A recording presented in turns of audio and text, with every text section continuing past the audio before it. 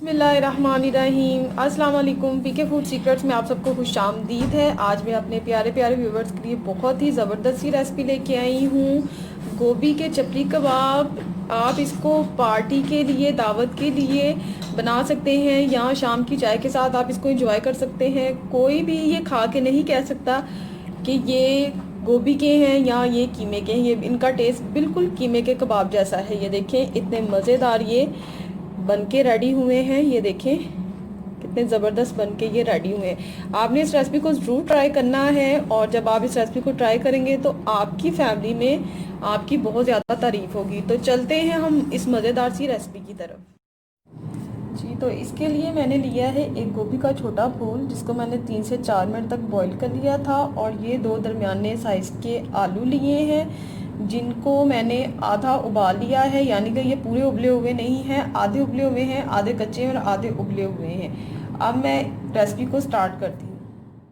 सबसे पहले ये जो आलू हैं इनको मैं इस तरह से कद्दूकश कर लूँगी, श्रेड कर लूँगी। ये देखें आराम से हो रहे हैं। इसी तरह से अब मैं दोनों आलू जो हैं वो कद्दूकश कर लूँगी। अब मैं ये जो गोभी है इसको मैं कट कर लूँगी।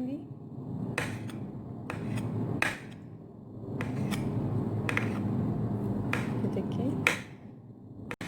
इस तरह से इसको कट कर लेना है। इसको आपने सिर्फ 3 से 4 मिनट तक ही बॉईल करना है, ज़्यादा बॉईल नहीं करना, नहीं तो ये टूटना शुरू हो जाएगी। ये देखिए इस तरह से अब मैं गोभी को कट कर लूँ। जी, तो आलू मैश कर लिए हैं मैंने। अब ये कटी हुई जो गोभी है वो मैं इसमें शामिल करूँगी।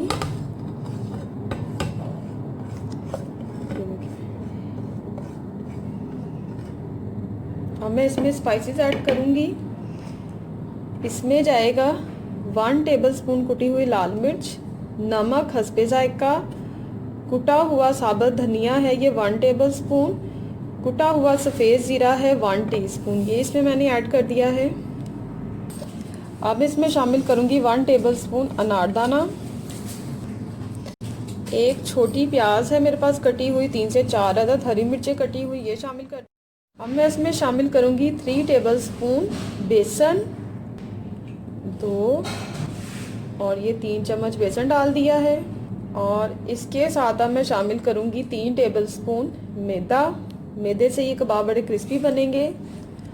2 ये 3 चम्मच मैदा शामिल कर दिया है। और अब इसमें मैं शामिल करूंगी हरा धनिया और इसको करूंगी, अब मैं करूंगी इसको अच्छी तरह से मिक्स। अगर आपको लगे कि ये थोड़े से नरम है तो आप इसमें बेसन और मैदा बराबर में और भी शामिल कर सकते हैं। अब ये अच्छी तरह से हमने मिक्स कर दिया। तो अब ये मैंने टमाटर लिया है और इसके मैं गोल गोल स्लाइस काटूंगी पतले पतले से।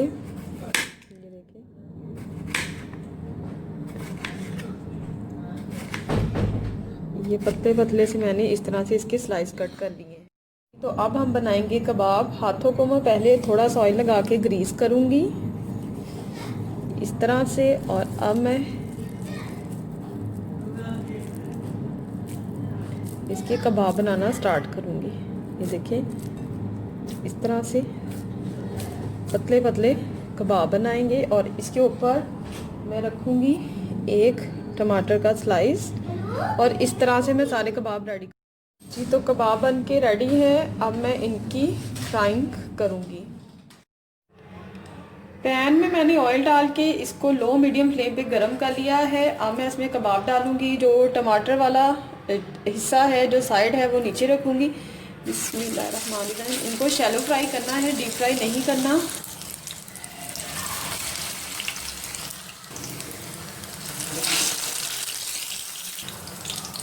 इनको लो फ्लेम पे फ्राई करना है, हाई फ्लेम पे फ्राई नहीं करना। ये लो फ्लेम पे आप फ्राई करेंगे तो ये बड़े मज़ेदार और बहुत क्रिस्पी से ये बनेंगे। ये देखें ये एक जो है इसको मैं पलटती हूँ। बिस्मिल्लाहिर्रहमानिर्रहीम।